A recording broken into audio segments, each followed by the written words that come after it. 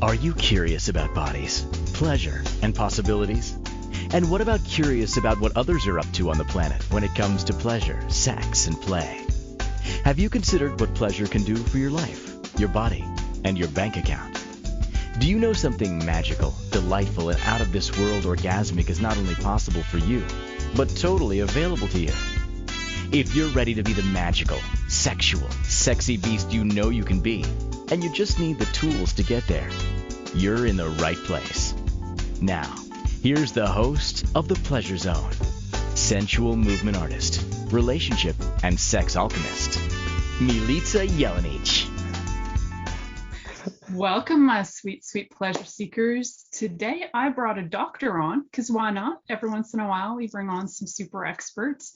Sometimes we just bring on super experts in the field of relationships, but today we're bringing on super expert in the field of bodies, because guess what?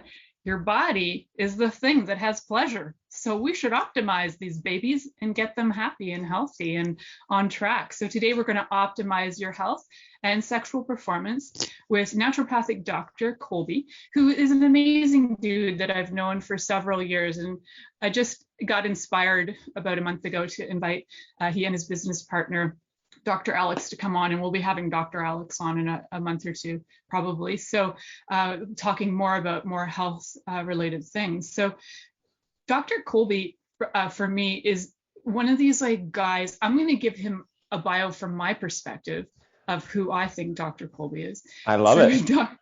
Yeah. So the way I see you is you are like this guy who goes out and will try everything and anything to gather knowledge to assist all the people that you want to work with. That's my summary of you. I've seen you even through social media and all the things you've been doing over the last few years that you'll even go jump in the frozen waters of Lake Michigan just to see what it does for you, right? You don't just say, go do this. You actually live the things that you recommend, which is such an amazing thing, because with a lot of doctors, like regular allopathic doctors, they often recommend things. And then you see them on the sidelines, drinking booze, drinking coffee, and getting their bodies super toxic. But they're trying to tell you to be healthy, but they're not actually following their own instruction.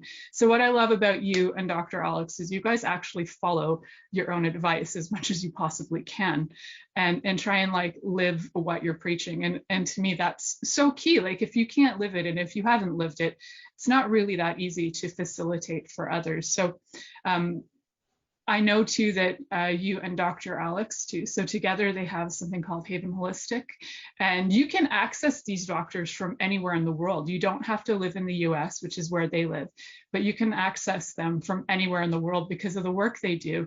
You can get them anywhere. You don't have to go walk into their office. So actually, I want you to talk a little bit about the work that you do, Kolby, so that people are kind of aware of what they're, who they're listening to and what you offer.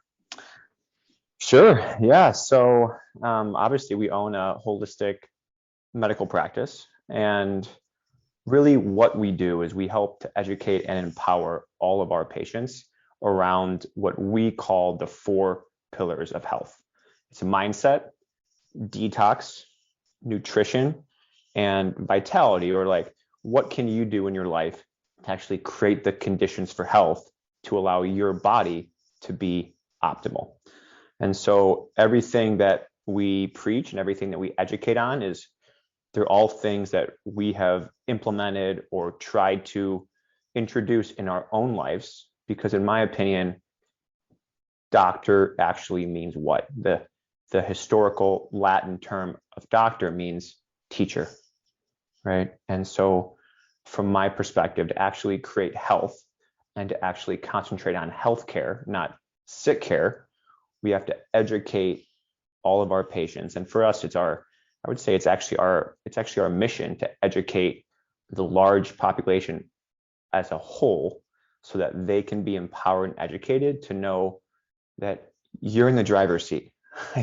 Your health and how you feel every day, how you sleep every day, how you relate every day, how you have sex, all of these is just a reflection of the conditions that you've created in your own environment. So let's talk about some of those things in the environment that might not be so conducive to health. What are some of the Where do top you want to things you start? see? Yeah, okay, let's just start with let's start with number one, like our shelters. Like what's going on in homes for people that are super toxic? Great point. I mean, again, everything that we do is about just education. And so what I always say to almost all of my patients is, how did our ancestors live? Right? Because that's how we've evolved for thousands of years, and not until the past maybe 100 to 120 years have the conditions of where we live changed so drastically. Right? So how did our ancestors live? They slept either on the ground or they had a thin mat that was raised off the ground a bit. So they were actually connecting with the earth over 8+ hours every single time they went to bed. Well, what else happened and how we evolved is that we evolved with what? With the sun and with the moon, right? So people weren't staying up late on their computers, on their phones, and all of these things. They were being exposed to specific wavelengths of light, which allows for what? All of your hormones to be optimal, which your hormones directly control many of the major functions throughout your entire body. So those are just two easy things that I think most people don't even connect. They're like, oh yeah, like that does make sense. Like we did sleep on the ground. We didn't blast ourselves with LED artificial lights every night, right? Yeah. Like all of these things have such a profound impact on our health. I don't even think, just because of convenience, most people have any idea that it could be potentially negatively impacting your health in the other direction. Absolutely. And there is so much going on in the home environments that we don't even think about. You know, people don't even, it's interesting for me when I work with people as well. And they're like, no, I don't have tech on in my room. I'm like, okay, can you show me your room? Like, just can you video your room with me? Like, just walk me through. And you can see there's a TV in the bedroom. You can see they've got a laptop beside them. And you can see like there's a Wi-Fi router right beside their head. And they're like, but there's no tech in my room. I'm like, I don't know what you constitute tech as. Yes, you don't have an AI sex doll in your room. That is tech too. But you do have tech in your room. So I'm not sure what 100%. constitutes tech for people, but yeah, it's a little bit confused, and having any of that running. So I live in the middle of nowhere, which you know, but maybe the viewers don't. And so for me, even at night, when all of our Wi-Fi is unplugged, when all of our tech is off, unless I've turned off my source for electricity in the house, I can still hear electricity running through the walls. And when you live in a really quiet environment, you can actually hear this stuff. And when you become aware of how much of it is around you, constantly bombarding you, these are noises and frequencies that we're like interacting with. It's quite shocking how much of this we're just like, we're saturated in it all the time. Totally. And like for me, I mean, I even see that the majority of people I know, they sleep with their Apple iPhone watch on, right? Or their phone is like right next to their head charging because that's their alarm. Yeah. And so in my opinion, right, the society and culture that we have, technology also offers some amazing opportunities like this right here. Like we're able to connect and have an amazing conversation that we're able to spread out to other individuals as well.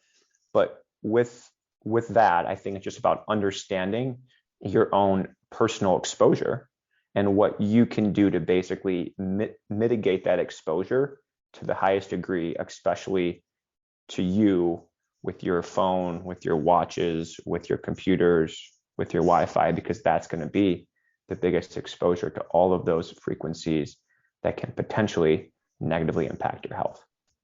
Yeah, so let's talk about this in a fun way. We're going to throw this into the whole category of how could these things possibly affect our sex drive and our sexual performance? Like, how is that connected?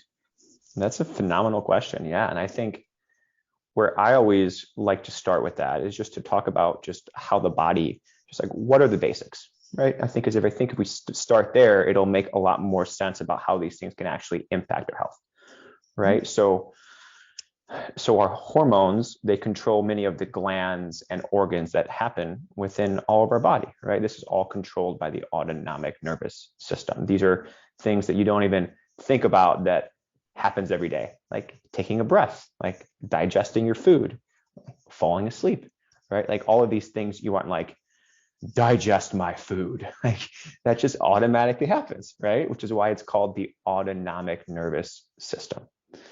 And so what happens when you're exposed to all of these frequencies, that it can actually impact the calcium channels that are basically small little channels within your cells that allow for all of your cells to function at an optimal rate. And so when you're constantly bombarding yourself with all of these man-made frequencies, what it can do is it can impact the actual cell and the ability for the cell to produce energy. Well, if your cells aren't producing energy, do you think that your body's going to want to conceive? Like, why would your body be like, oh, now it's time for me to produce a child, or let's tap into that specific energy so that our bodies can allow for the next generation to move on? I would say probably not. Like your Probably body, not. It might just want to try and survive, right? It's just like, I'm just trying to survive here. Exactly, right. Reproduction, not necessary. 100%. And again, that's one branch of the autonomic nervous system. It's the fight or flight branch. So when that's constantly revved up to the highest degree, your body is not going to be in a calm, stable, graceful place to actually want to produce an offspring. And so that's one of our whole paradigms in terms of education. Is like, when's the last time you actually felt calm? Like actually felt relaxed? Because many people, especially in very urban areas, I don't think they feel calm ever throughout the entire day. So how can you expect your body to want to feel pleasure, to want to have some of these amazing chemical reactions take place that allow for literally life to be reproduced? Why would your body want that to happen when it's constantly under threat? It really wouldn't, right? If we just take it to like a different perspective of looking at it, is if you are under siege in a war, your priority is not to reproduce usually, unless you're a Viking and you've gone through battle and then you're like, now let's just do this in case we die tomorrow. I love Vikings.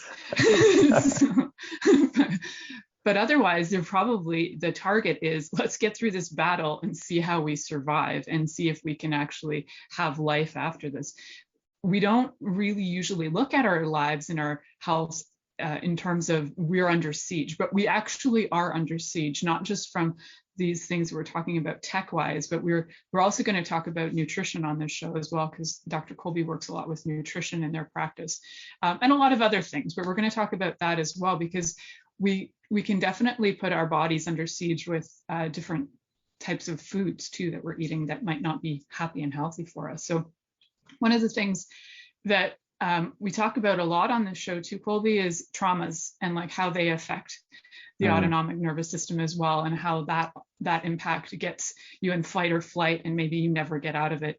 So we do often relate to a lot of those processes in the body, so that people can get that if you have had trauma at some point, and then now we have these other exposures to things where your body is constantly re-traumatized, it never gets out of trauma mode, then the chances of any kind of survival is pretty slim. And in fact, your body starts to kind of almost degrade, right? And starts to create disease and all kinds of malfunctioning going on. So we're going to try and look at some solutions for this. Like let's just even look at the tech for this moment. It's like, yes, we're under bombardment of this tech constantly. What are some things people can do today? Because I love, you had a video that you put out today on Instagram or yesterday, and you're like, just start with the little things. So what's one little thing they could start with today to start in their home on that? Turn off your Wi-Fi at night. Put your phone on airplane mode at night before you go to bed. 2 easy steps that are going to mitigate your exposure, that are going to allow your cells to actually recover, especially when you sleep.